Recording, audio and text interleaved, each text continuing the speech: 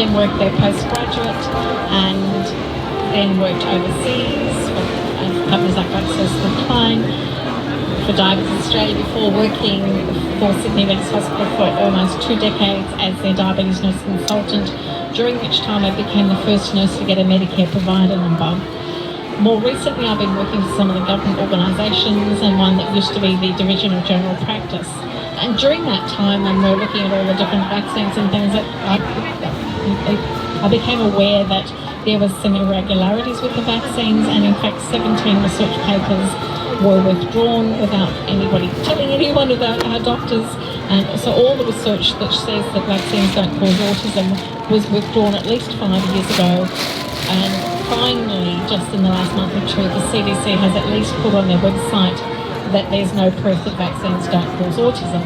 There's actually proof to the opposite. There has been research that was done that has not been published, which is very disappointing. So when it came to the COVID mandates, I watched very carefully. I refused to have the vaccine, and good on the United Kingdom nurses, they refused also to have the vaccine. So the COVID vaccine was not mandatory in the United Kingdom. So that's something we really need to be thinking about. Now, what happened more recently is that I went and worked in Far West New South Wales. I was subject to wage theft. They did not pay me the contracted rate. There was 2 breaches of contract. I was threatened with litigation if I ever contacted them again, even though I was still in a state of wage theft. Then I was given a non-disclosure agreement that I refused to sign, and finally the Premier's office intervened and they at least back paid me. So, this is very disappointing to be subject to that behaviour, but it does get worse. So in November, a complaint was put in against me. They said in writing in the complaint that they hadn't actually investigated anything that was written in the complaint, and it was written by a woman who had already been stood down from New South Wales Health. I took it to New South Wales Police. They did actually register a case for fraud and make false document over that document.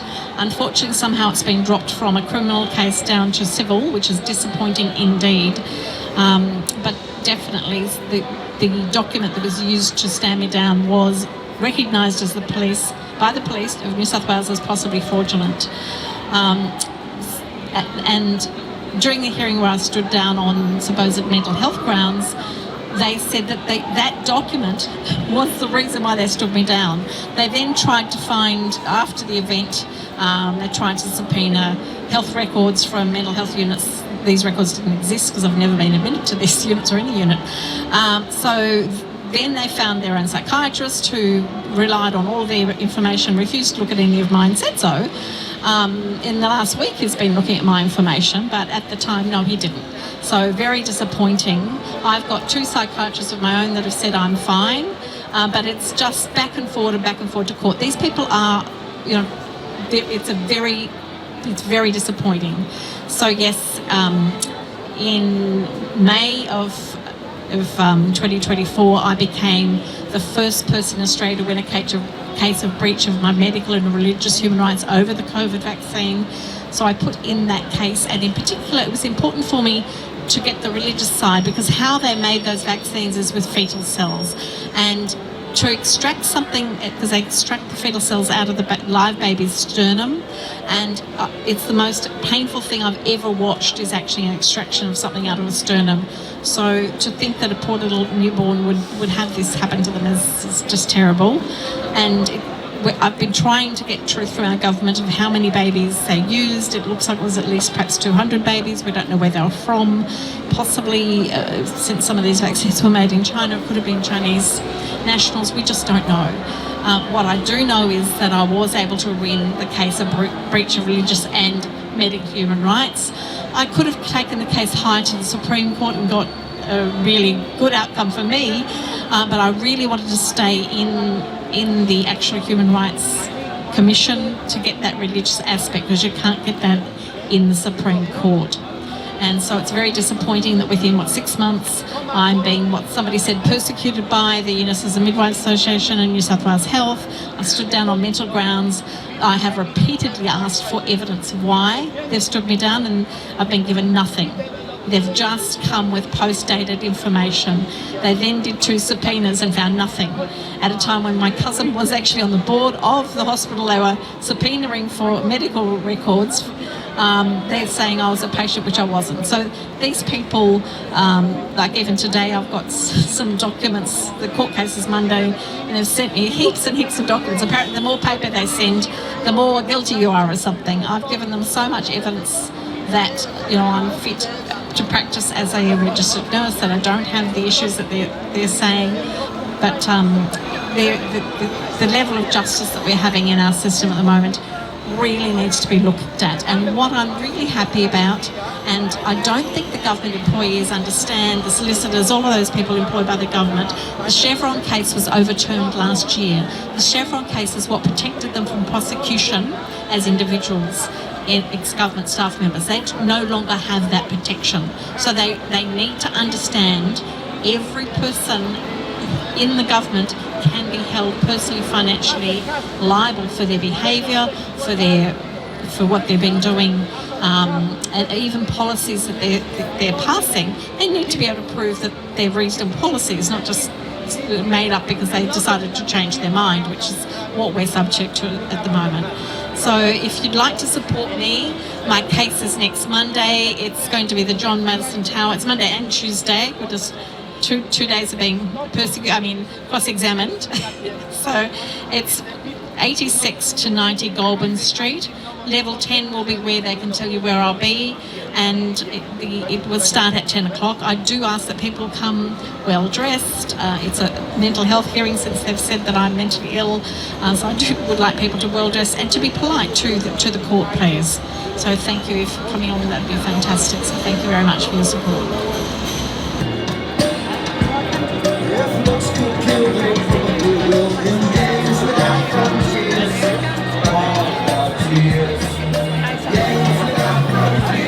Sounds like you're doing a great job. If you're winning some cases, you've won some cases. Well, they never understood, how do I put it? When they've taken me on, they didn't understand me. When they put in the complaint against me, they didn't understand my level of wishing for the truth. And there's something that some people seem to think is a mental health issue, which is tenacity. But tenacity is very well respected in the military and the police. It's considered to be a really great attribute. So I'm very tenacious, and these people don't like that. And I've been very much criticised, even during my hearing. They had a go at me. The politician that was one of the 3 people at the hearing said, you know, when are you going to give up? It's like, really? You know, you're not doing the right thing. So I will give up when you do the right thing, not before. So this is something they do not understand. And I'm very, very pleased at least that Chevron case has been overturned. So all the government staff can be held financially liable for their actions, which they never understood could happen, and it can happen now. That case has been in place since about 86. So how long is that? You know, we're talking, 40 years or something? So most of the people in the government don't know a time when they couldn't be held accountable, but now they can be. So this is a really big win for Australians, and hopefully it will result in our staff members, like the staff at NCAT and ACCC, actually doing the right thing, standing up, because they know they can literally be held financially accountable for their behaviour. So it's great news, and some of them, I know there are some very good people at the ACCC. I know that because I've met them, and I know there are good people at NCAT, you know, but there are some bad eggs here and there. They're the ones at the top. Oh, how did you know that? They're the people. No, because I say it to Miley every day. Yeah. I say every organisation's a pyramid, and the ones at the top are the psychopathic killers. The ones at the bottom are you and I. Yeah, just the normal people, yeah. So now that the normal people know they can be held. I'll get rid of it. Yeah, so hopefully things will get better, but certainly for my case it's been lost a lot of injustice, I would say. Thank you.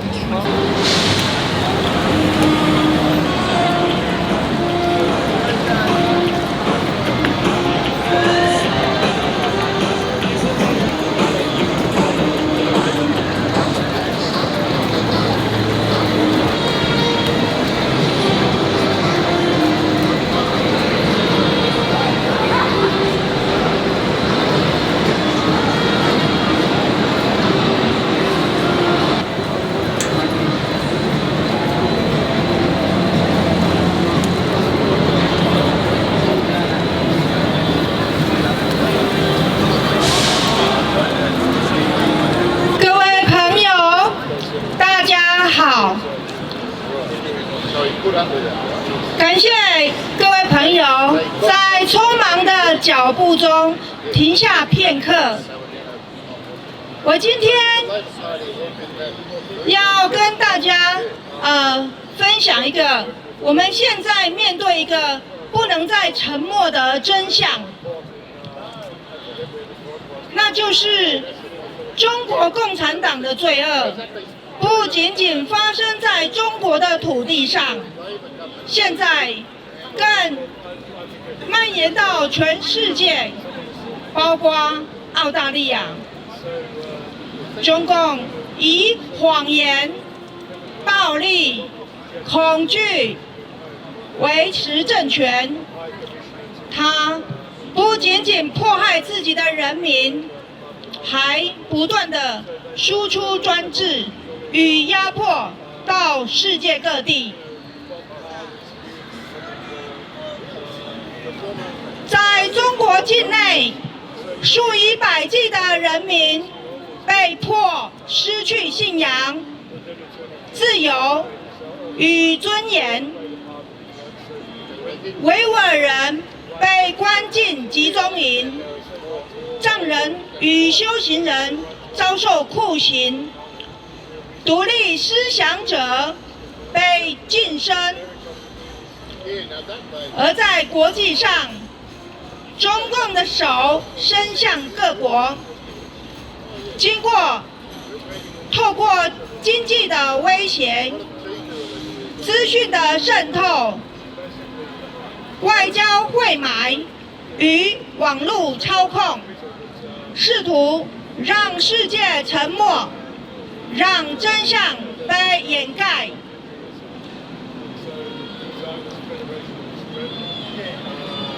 中共对台湾长期的威胁，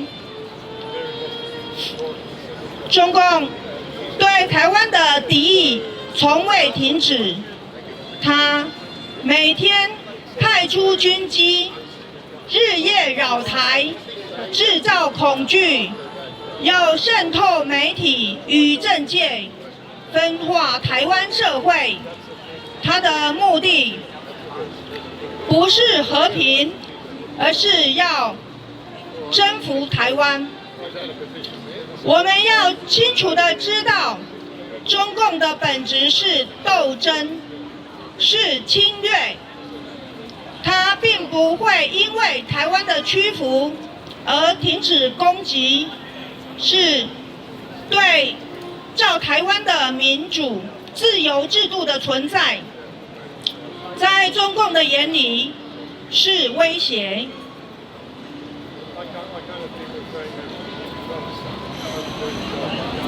中共跨国迫害，我的师父是修行人，地生和尚，他现在正遭受到中共跨国的追杀。中共以不实的罪名通缉他，只因为他揭露真相，护持佛法。他的弟子在中国境内被抓捕、被拷打，甚至失踪。我们有理由相信，这些人，有些人已经秘密被处决。中国人民正在被一群罪犯统治着。这是一场针对信仰与良知的残酷迫害。全世界对中共邪恶的觉醒，面对这样的邪恶，我们不能再被谎言迷惑。各国政府不应该再相信中共的承诺与假象。这是一场人类良知的战争，是自由与暴政的抉择。让我们一起呼吁世界觉醒吧，觉醒于中共的罪恶，觉醒于自由的正义。让我们一起喊，为自由而战，为和平而战，为真相而战。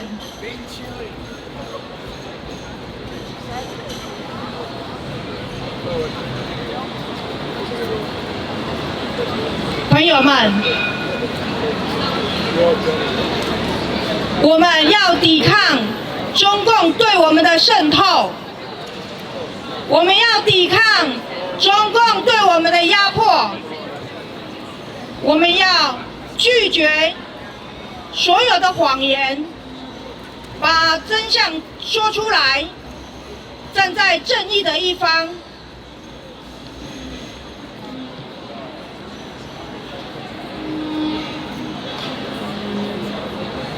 我在这边再次呼吁大众，觉醒于中共的罪恶，觉醒于中共的暴政，请大家将真相说出来。感谢各位，谢谢。Thank you. Hi folks. Welcome to the 316th Julian Assange Sydney Town Hall gathering. If we give governments the power that they want but should not have, we give up our right to be fully functioning human beings living in a democratic world. The High Court of Australia has, in the past, communicated that free speech is a common law freedom, which includes the freedom to criticise our government and to express political opinions. However, free speech is under attack from many directions. As Joe Laurier of Consortium News reports, Mary Kostakidis, the much-loved former SBS newsreader and journalist, has this week filed her formal defence against anti-discrimination charges that arose when she made 2 social media posts that were critical of Israel's actions in the Gaza. The Zionist Federation of Australia says that holding Israel to account equates to anti-Semitism because it gives credibility to conspiracy theories that suggest Israel's government has excessive influence over Western governments, including the government of Australia. The Zionist Federation of Australia are suggesting that this all translates to Mary Kostakidis having the intent to harm the Jewish people. What utter nonsense! If you think the attacks on free speech are twisted and ridiculous, please come and join us in the free speech zone here at Sydney Town Hall every Friday 5 p.m. to 7 p.m. and stand up for free speech before you lose it. The Assange movement continues. Free, free, free the truth. Free, free, free the truth. Free, free, free the truth. Thank you.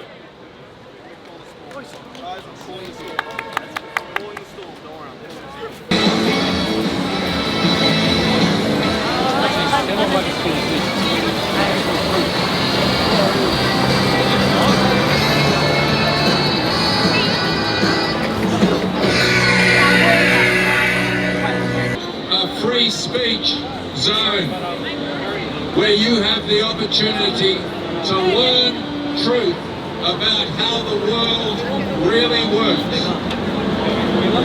You are welcome to freely take leaflets packed with information and opinions you are unlikely to discover elsewhere.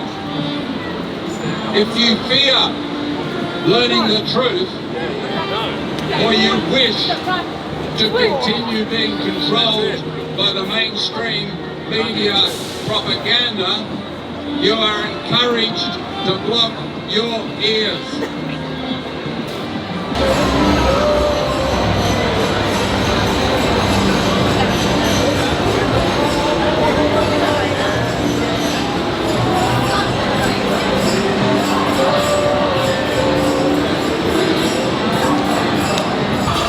Attention, folks. We're holding a secret ballot.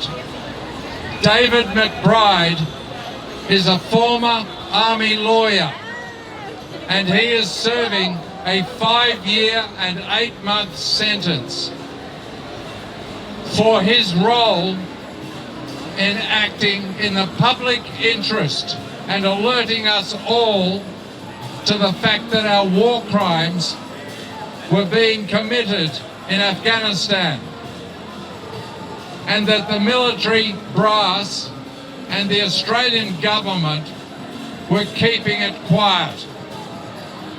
David has been refused a public interest defence in the High Court, which suggests the courts don't think much of the Australian public.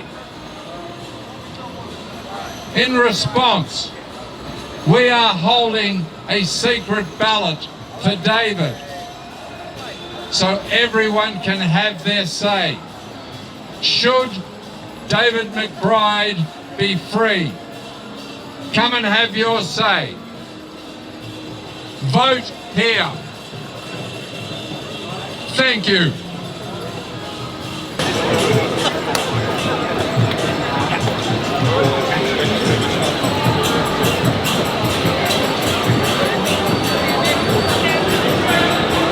Hi there. So some little time back, it was about 2 or 3 weeks ago, there was a big, yeehaw party up there, playing yeehaw music and all sorts of things. A saloon, that's what it was. And there were people dressed up in cowboy gear, going yeehaw to yeehaw music, and I don't know. It's all quite depressing really, but what was going on, they were having a rodeo. And in this rodeo, they all had to get on top of the Sydney Harbour sea monster and try and ride it to see how long each of them could stay on, and the one who could stay on the longest was of course the winner. And then there was bullfighting against the Sydney Harbour sea monster, so the cape is not red, which I think is the traditional Spanish one. The cape was yellow, and the Sydney Harbour sea monster is scared of yellow. We know that. And you can see here this tram here has been chasing the Sydney Harbour sea monster.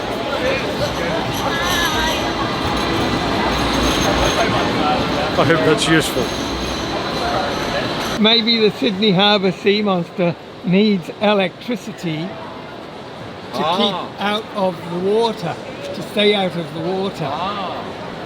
Maybe that's the clue. Aren't those top 3 floors in that square, isn't that flooded? I think it is. Isn't that a giant tank? Yeah, he's okay. He doesn't need. And it's Sydney Harbour salt water. But what if the sea monster gets electrocuted from, we can't have it getting electrocuted. It's something to do with electrolysis. You've got to have salt to carry out electrolysis. Yep. No, you've got to have You don't have to have. You've got to have sea salt, not sodium chloride. You've got to Or you can have Himalayan No, pink it's salt. got to be Sydney Harbour sea salt. Okay. It's got a special ionisation process that takes place only in Sydney Harbour. 6:59, that's time to pack up.